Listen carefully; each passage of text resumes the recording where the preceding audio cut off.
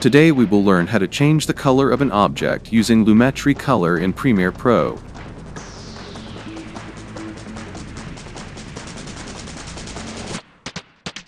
First of all, place the video in the timeline.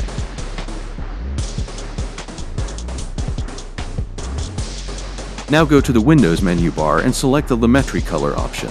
Now open HSL Secondary. H means hue, S means saturation, and L means light.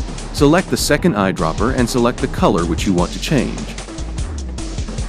Select the color gray option to check the color selection. If the color is not completely selected, then select the color again. Now unselect the color gray.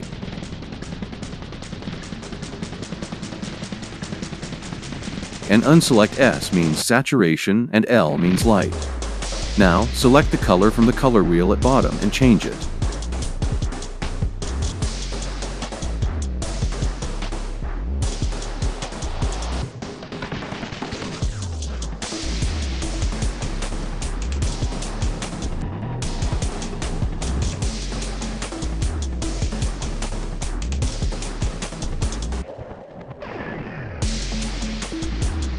That's all for today. If you liked the video, then do like and subscribe to the channel.